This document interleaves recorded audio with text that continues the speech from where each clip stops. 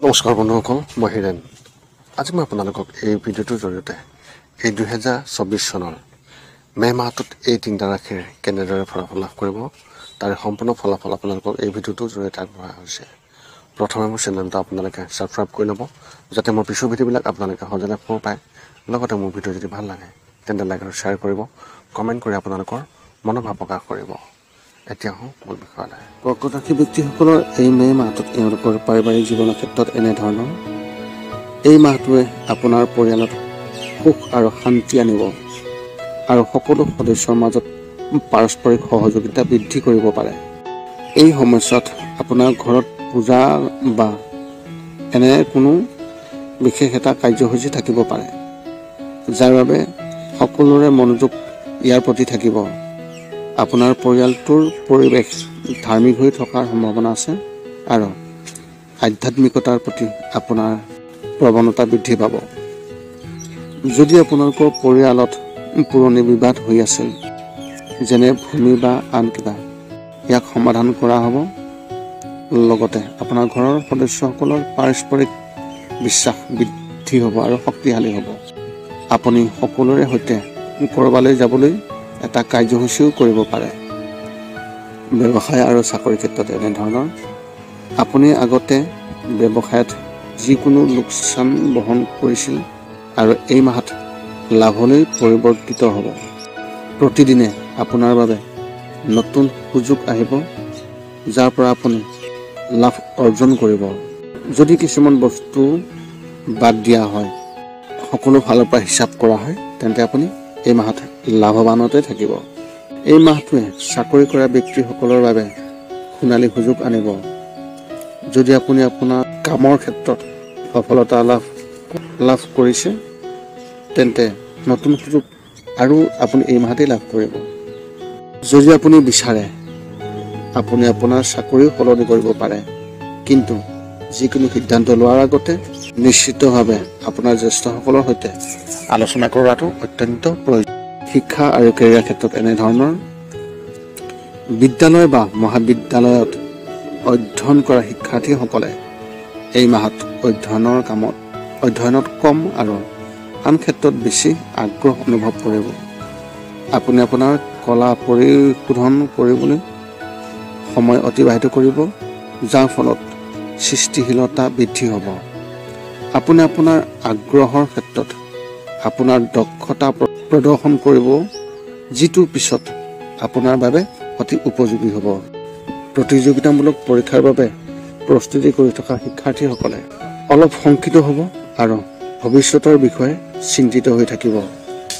এনে পৰিস্থিতিত নিৰাশাক আপোনাৰ ওপৰত আধিপত্য বিস্তাৰ কৰিবলৈ কোনো কাৰণতে নিদিব আৰু আপুনি নিজকে সংযম বজাই ৰাখিব। মহাবিদ্যালয়ত পঢ়ি থকা শিক্ষাৰ্থীসকলে তেওঁলোকৰ সহপাঠীৰ পৰা সম্পূৰ্ণৰূপে সমৰ্থন পাব। প্ৰেমৰ ক্ষেত্ৰত এনেধৰণৰ। বিবাহিত ব্যক্তিসকলে এই মাহত তেওঁলোকৰ সংগীক সময় দিব, যাৰ ফলত দুয়োৰে মাজত পাৰস্পৰিক সম্পৰ্ক শক্তিশালী হ'ব। আপুনি আপোনাৰ পত্নীৰ সম্পূৰ্ণ সমৰ্থন পাব আৰু কিছুমান বিষয়ৰ বিষয়ে দুয়োৰে মাজত পাৰস্পৰিক পাৰ্থক্য থাকিব, কিন্তু সেইটো সোনকালে সমাধান কৰা হ'ব। যদি আপুনি কাৰোবাৰ সৈতে প্ৰেমৰ সম্পৰ্কত আছে আৰু কোনেও ইয়াৰ বিষয়ে নাজানে, তেনেহ'লে এই মাহত কোনোবাই ইয়াৰ বিষয়ে জানিব পাৰিব। তেওঁলোকে আপোনাৰ প্ৰেমৰ সম্পৰ্কত বিশেষ টেঙাৰ সৃষ্টি কৰিবলৈ চেষ্টা কৰিব। গতিকে আগতীয়াকৈ ইয়াৰ বিষয়ে সতৰ্ক হ'ব আৰু কিবা ভুল কৰাৰ পৰা নিজকে আঁতৰাই ৰাখিব। স্বাস্থ্যৰ ক্ষেত্ৰত এনেধৰণৰ। যদি আপোনাৰ বয়স 40 বছৰতকৈ কম, তেনেহ'লে এই মাহত আপোনাৰ স্বাস্থ্য ভাল হ'ব, কিন্তু কিছু মানসিক চাপৰ সম্ভাৱনা অত্যন্ত প্ৰবল আছে। যিকোনো চিন্তাই আপোনাক আগুৰি ধৰিব পাৰে, সেইবাবে আপুনি নিজকে সতৰ্ক ৰাখিব। 40 বছৰৰ ওপৰৰ ব্যক্তিসকলৰ ক্ষেত্ৰত কোনো ধৰণৰ সমস্যা নহ'ব। মাহৰ তৃতীয় সপ্তাহত চকুৰ সৈতে সম্পৰ্কিত সমস্যাৰ সৃষ্টি কৰিব পাৰে। এনে পৰিস্থিতিত চিকিৎসকৰ ওচৰলৈ যাওক আৰু নিজে কোনো চিকিৎসা কৰা পৰিহাৰ কৰক। যদি আপোনাৰ ইতিমধ্যে চকুৰ ৰোগ আছে আপুনি যিমান পাৰে সিমান সোনকালে আপুনি ইয়াক পৰীক্ষা অতি সোনকালে কৰাই লওক আৰু আগতীয়াকৈ সম্পন্ন কৰক যাতে পিছত কোনো সমস্যা নহয়। আপোনাৰ এই মাহত শুভ সংখ্যা হিচাপে 6 আৰু শুভ ৰং হিচাপে আপুনি এই মাহত হালধীয়া ৰং ব্যৱহাৰ কৰিব পাৰে। এই আছিলে কৰ্কট ৰাশিৰ এই মে' মাহটোত সম্পূৰ্ণ ফলাফল। সিংহ ৰাশি ব্যক্তিসকলৰ এই মে' মাহটোত এওঁলোকৰ পাৰিবাৰিক জীৱনৰ ক্ষেত্ৰত এনেধৰণৰ পাৰিবাৰিক দৃষ্টিকোণৰ পৰা এই মাহটোৱে আপোনাৰ আৰু আপোনালোকৰ পৰিয়ালৰ সদস্যসকলৰ মাজত পাৰস্পৰিক সম্পৰ্ক শক্তিশালী কৰিব। কিছুমান বিষয়ত পাৰস্পৰিক পাৰ্থক্য থাকিবও পাৰে, কিন্তু সেইবোৰ পাৰস্পৰিক বুজাবুজিৰে সহজে সমাধান কৰা হ'ব। এই সময়ছোৱাত পিতৃ মাতৃৰ স্বাস্থ্যৰ বিশেষ যত্ন ল'ব, কিয়নো তেওঁলোক অসুস্থ হোৱাৰ সম্ভাৱনা আছে। আপোনাৰ পৰিয়ালৰ সকলো সদস্য আপোনাৰ সৈতে সন্তুষ্ট দেখা যাব আৰু কাৰো মনত কোনো ভুল অনুভূতি নাথাকিব। আপুনি চুবুৰীয়াসকলৰ সৈতে কিবা নতুন কৰাৰ কথা ভাবিব পাৰে, যি সমাজত আপোনাক খ্যাতি বৃদ্ধি কৰিব। ব্যৱসায় আৰু চাকৰিৰ ক্ষেত্ৰত এনেধৰণৰ যোৱা মাহত আপোনাৰ ব্যৱসায়ত চলি থকা মন্দাৱস্থা এই মাহত লাভলৈ পৰিৱৰ্তিত হ'ব। আপুনি কেৱল সতৰ্ক হ'ব লাগিব যাতে আপুনি বিভিন্ন ক্ষেত্ৰৰ পৰা লাভ অৰ্জন কৰিব পাৰে। লগতে ব্যয় হ্ৰাস কৰা হ'ব, যাৰ ফলত আপুনি অধিক সঞ্চয় কৰিব পাৰিব।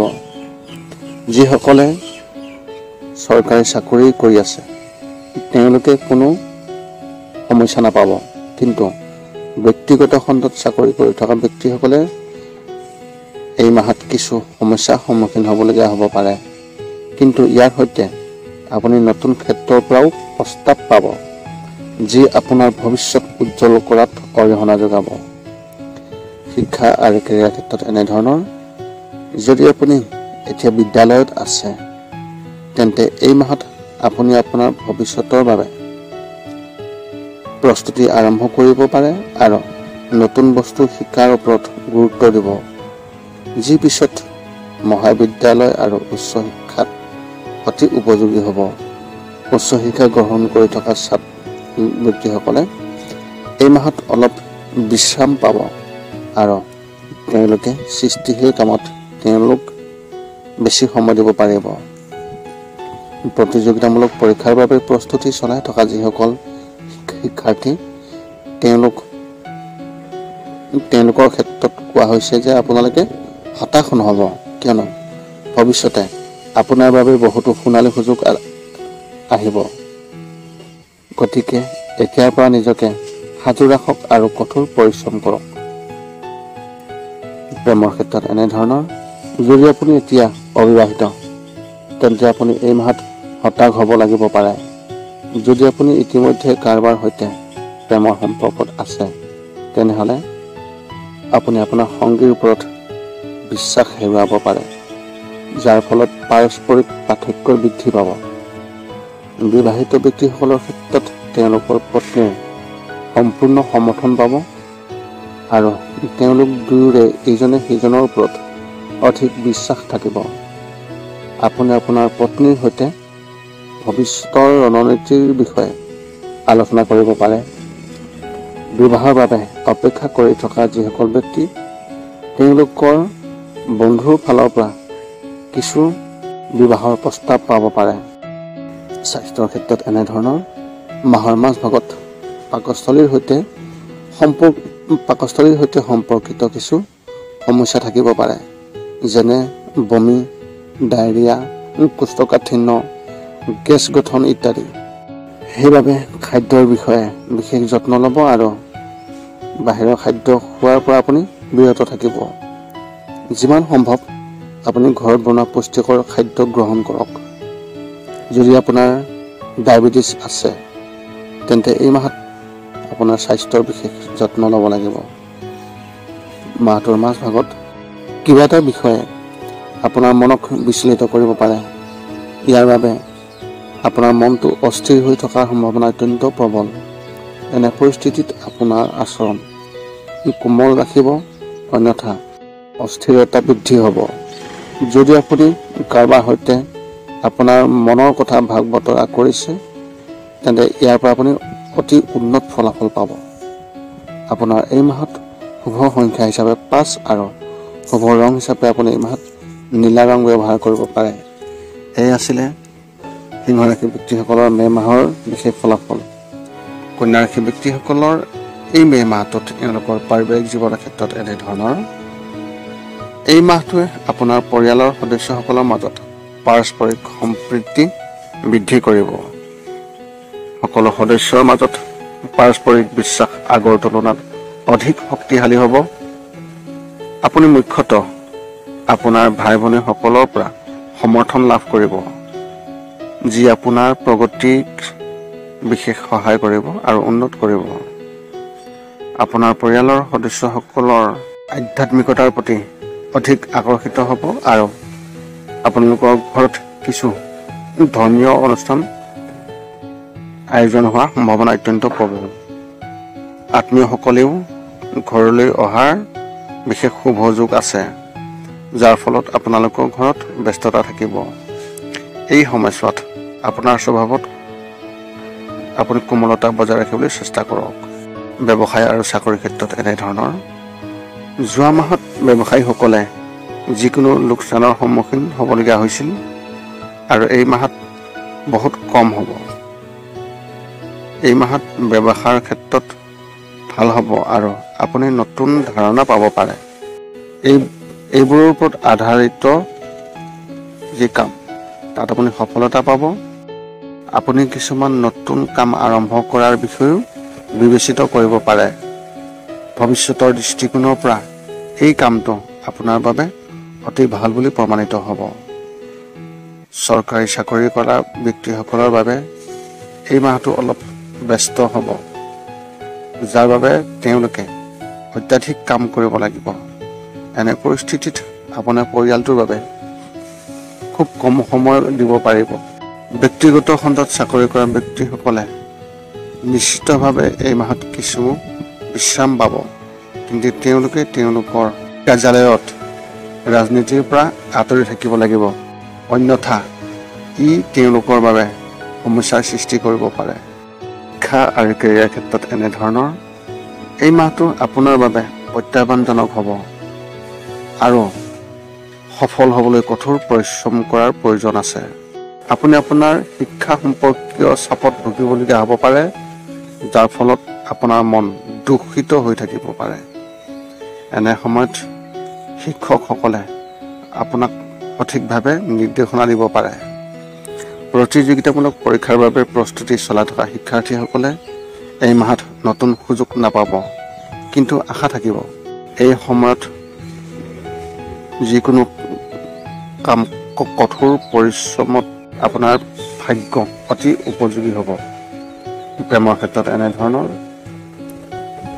এই মাহটো বিবাহিত লোকসকলৰ বাবে খুবেই ভাল বুলি প্ৰমাণিত হ'ব, বিশেষকৈ গৃহিণীসকলৰ বাবে। তেওঁলোকে এই মাহত তেওঁলোকৰ স্বামীৰ পৰা এটা উপহাৰ বা নতুন বস্তু পাব পাৰে, যি দুয়োৰে মাজত প্ৰেম বৃদ্ধি কৰিব।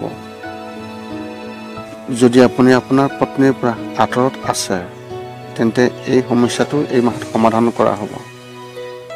যিসকল অবিবাহিত আৰু জীৱনসংগী বিচাৰি আছে, তেওঁলোকে এই মাহত বিবাহৰ প্ৰস্তাৱ পাব পাৰে। অবিবাহিত ব্যক্তিসকলে সামাজিক মাধ্যমত কাৰোবাৰ সৈতে ইতিবাচক কথোপকথন আৰম্ভ কৰিব, কিন্তু ই কিবা কাৰণত বন্ধ হৈ যাব। এনে পৰিস্থিতিত আপুনি আগতীয়াকৈ সতৰ্ক হোৱাটো অত্যন্ত ভাল হ'ব। স্বাস্থ্যৰ ক্ষেত্ৰত এনেধৰণৰ।